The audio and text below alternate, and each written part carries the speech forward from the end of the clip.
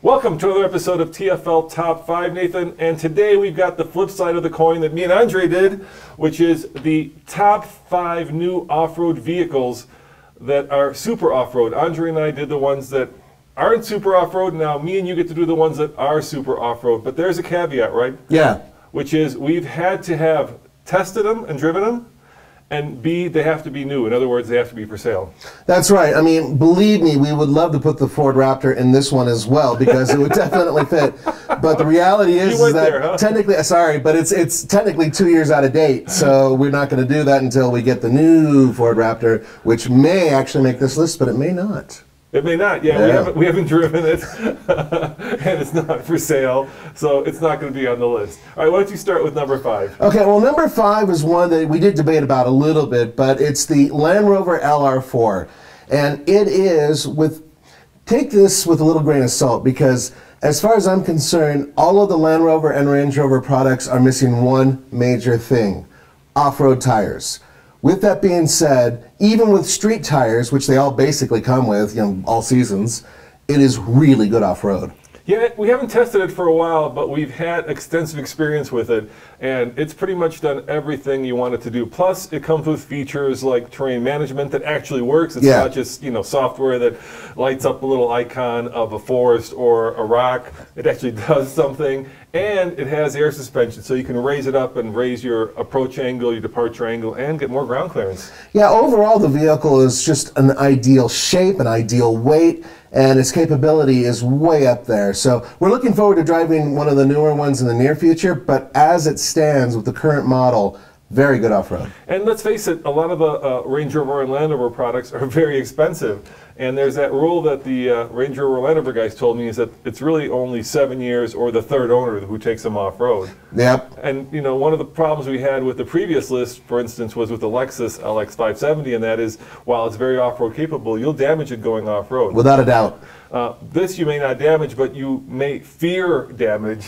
And so it's the most affordable of that lineup of products. Without a doubt. Now let's move on to number 4, and that is the Nissan Frontier Pro 4X. Now, first of all, I had an opportunity to drive its bigger brothers, both the Nissan Titan XD and the Nissan Titan half-ton off-road with their off-road packages. And we've come to an agreement that the Frontier is still, in terms of size and overall capability, the most capable amongst all those trucks. Yeah, there's that kind of rule of thumb that old school for off-road is better because it's simpler, it tends to break less, and it's proven, right? Yeah. And it's got that magic ingredient that you want in any off-road vehicle, and that is a straightforward 4x4 system, not an all-wheel drive system, a 4x4. Right. It has a lockable rear differential. Yep. It has plenty of ground clearance. It comes with off-road worthy tires. It has good approach angle, good departure angles, and it even has some cool stickers to make it seem. Those are awesome stickers. But at the end of the day, we know that it's old tech, and we know, and this list will definitely go over some new tech, but consider the fact that it is an affordable off-road truck, and how often do you hear that being said? Yeah, and it's honest, and let's also discuss the fact that it's been around a long time, so there's a great amount of aftermarket parts for it. Yep, that's true. And people have pretty much, driven it off as many cliffs as there are to be driven off of, so people know how to modify it, they know what works, they know what doesn't work, and so it's proven, it's durable, it's old school Japanese. Yep. It's just a very good off-road worthy truck. All right, number 3, this is your baby, man. That's right. We had a strong discussion between 3 and 2, which you'll get to in a sec. Yeah, I think this belongs at number 2, but it's the Ram Power Wagon. It's the 2500. It's got the big Hemi. It has front and rear solid axles, locking, everything, and you can disconnect the front axle, sway bar, and you have a winch. It's everything you need in a massive, badass truck. It's like military grade. I love it. And it is one of the best vehicles, I feel, pound per pound, that's off-road worthy. It also has years and years of development. Yep. It's one of the oldest vehicles in this group. It's been around, well, maybe second oldest. It's been around forever. Yeah. The only reason that I didn't put it at number 2 was because it's just ginormous. It's so big, and sometimes, you want small to be able to.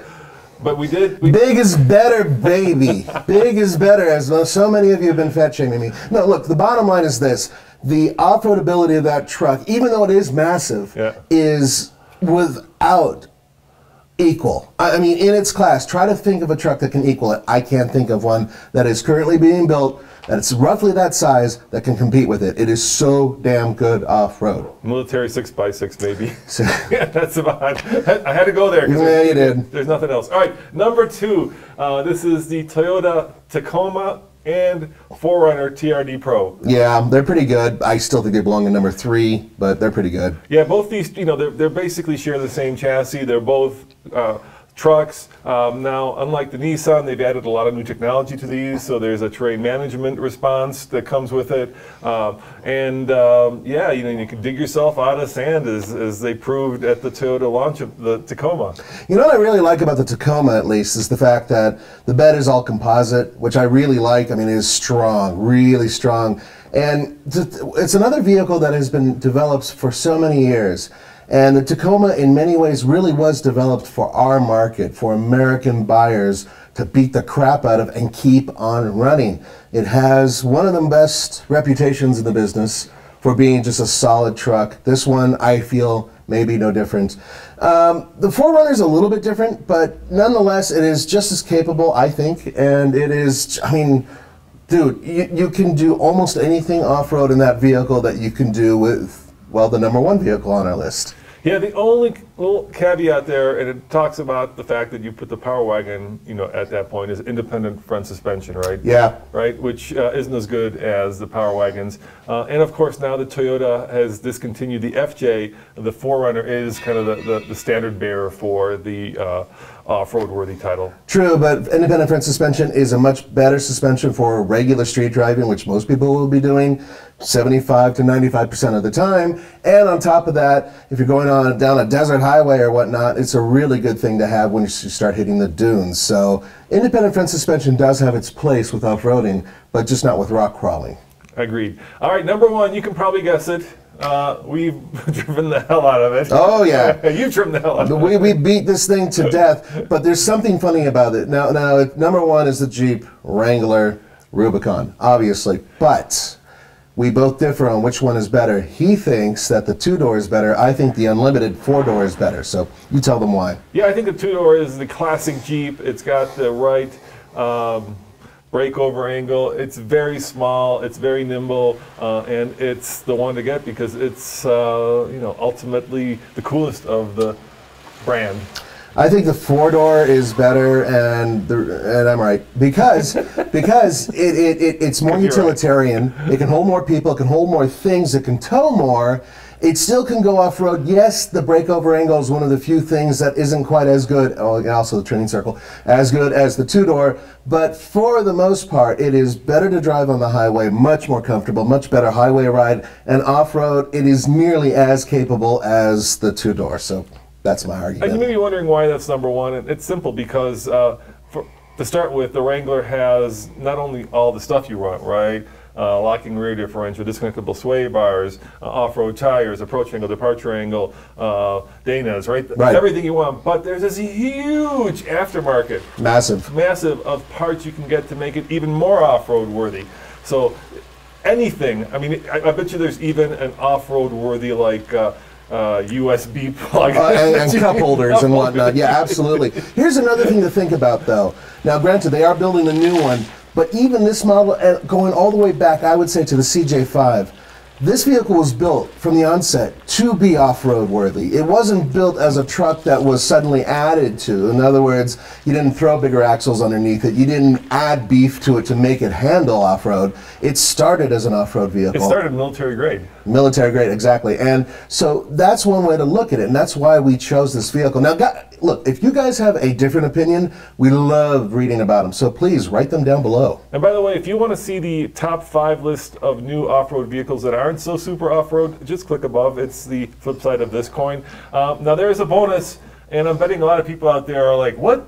Why didn't you include this vehicle? So tell them the bonus. It's the Toyota Land Cruiser. Now, look, we know we already mentioned Toyota, and we're trying to spread the wealth here, but the reality is the Toyota Land Cruiser is one of the most capable off-road vehicles that we've driven in a very long time.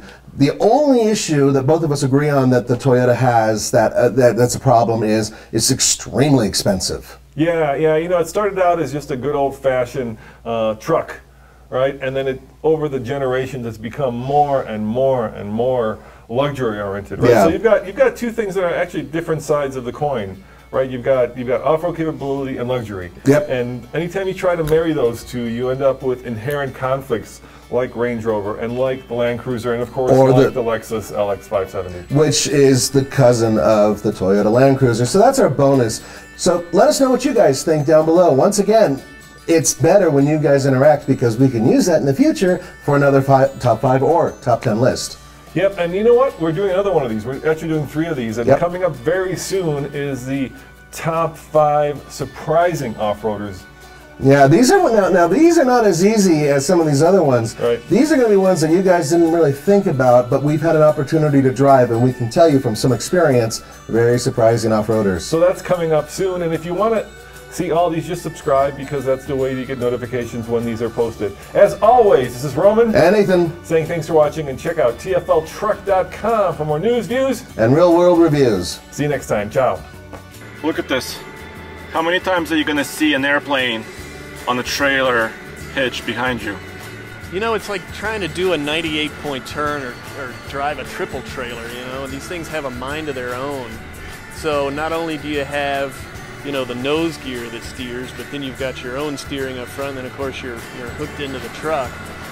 So the guy helping right now in the hat there, Scott, he's like my guru with the tug. So he moves everything in the museum.